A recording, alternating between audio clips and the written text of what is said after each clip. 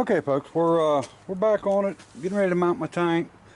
Got it cleaned up, pressure washed off, got all the dirt, or most of the dirt off of it anyway. And they had the bolts welded to the frame on the one that they done, and I'm going to do it a little different, bolt it on like it should be. Picked up some hose, $7.59 a foot, so it's not cheap. I got some Permatex thread sealant to run on that pump so we don't have any trouble. I hope I got the hose I need to run for the pressure. So if we got that, then maybe we can get this thing hooked up and see if it works. It'd be nice to just see it move one time. So I'm going to go at it hard and see if we can get this hose ran up in there without getting close to the exhaust or anything like that. And maybe we can get it. Alright, show you more. Okay, we got our hydraulic hoses on. I did end up using that other fitting. Didn't hurt anything, come down. We're going to tie everything over this way to make sure we don't move over toward the exhaust or anything, but so far so good. And we are going to snake them all through, so we're going to go and get the tank mounted and see if we can get this get our rest of our pressure line done, and then we can fire it up. Alright folks, I want to show you what I was talking about on these bolts here. I cut the heads off. Well, I actually cut them on this side of the heads. On this side of the heads. Because they just had the heads butted up to the frame. And they just had it welded right around the head. And I don't like to weld to a frame anytime I can keep from it. And of course you can see, now these was pre-existing holes. Just put new bolts in. I had to drill these, of course, and I still got to stick a couple in. And these were already drilled, so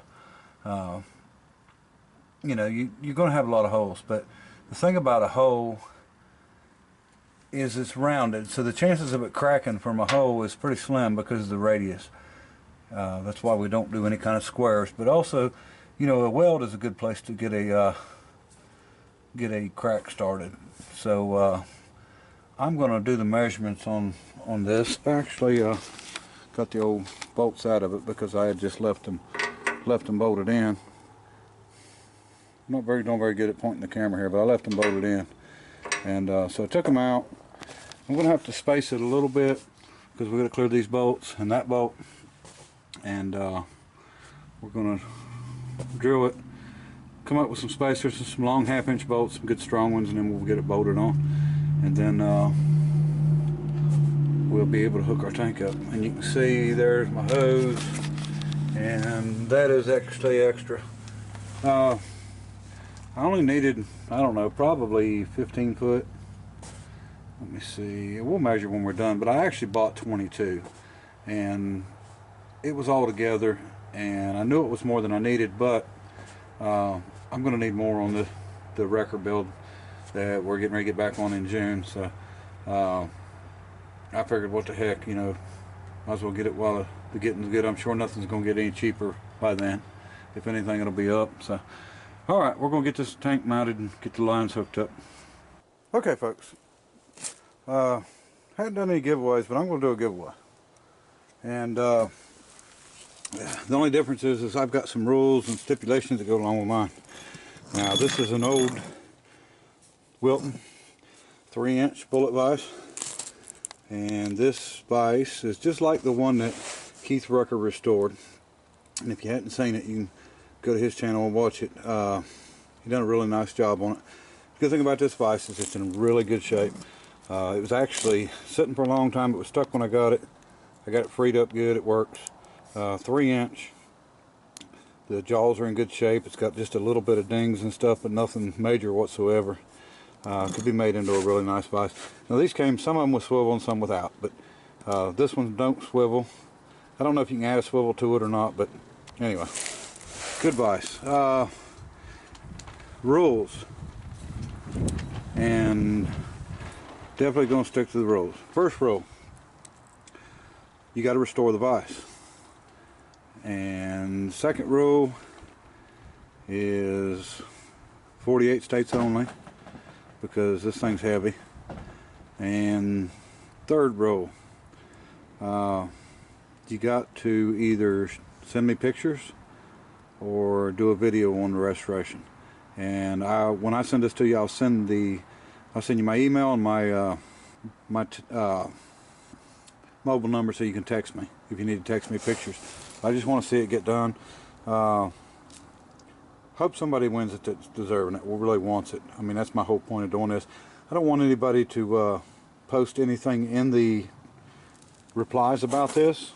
The only thing I want you to post is cool.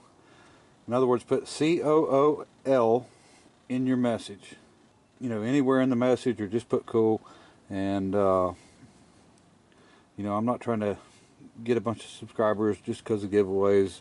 You know, I want people to watch that want to watch. I don't want to, you know, I just don't want to do that. So and you know, I want this hopefully to go to somebody deserving, somebody that needs advice, or somebody that that actually will do something with it.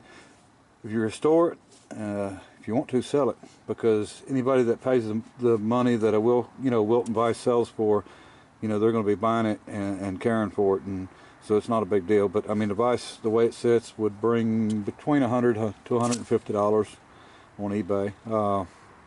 Like I said, it is in good shape. But anyway, just leave cool in the message, and it's going to be about a week. You know, I'll give it a week, and then we'll do the drawing, and we'll just let you know. If you see this, you see it. If if somebody skipped over it, then yeah, they're just out. No big deal. All right, I'm going to show you what I got done here. All right, got all the hose run. I think I showed you that up there. Okay, I got the tank mounted. I'm waiting on the filter. My wife went to grab us something to eat, and she's going to stop by Advance and pick up the filter. Luckily they had 2 in stock, but Advance bought Carquest out, so they seem to have a little better stock of equipment stuff now. And I've still got a lot of clamping to do on the hose. You can see my hangers hanging on it. And any places that, even if they're not sharp spots, any straight spots, I always wrap with a piece of like an old piece of heater hose, and then and slice it and put it around the hose, and then I'll put some wire ties on it, and that way it don't go anywhere. Kind of a pain to get it mounted. Didn't have a lot of room. Had to do some finagling in there to get it spaced. If you can see, kind of dark, but the hose is mounted on, good to go, ready. So, and we're not touching the tank. We got about a 1/4 inch clearance between the tank, the fitting, and the air tank. So I think we're good there. But the only thing I hadn't got done, the return line's hooked up back to the control valves. It's done. I've got to finish the pressure line. Of course, I didn't have enough, and I didn't pick up any today because I didn't know how much I was going to need. So I'm going to go ahead and probably get something figured out in the morning. And hopefully, if everything goes right and it don't rain or anything, we'll have this bed moving tomorrow, tomorrow is Sunday. This is Saturday. And anyway, appreciate everybody watching, and until next time, bye.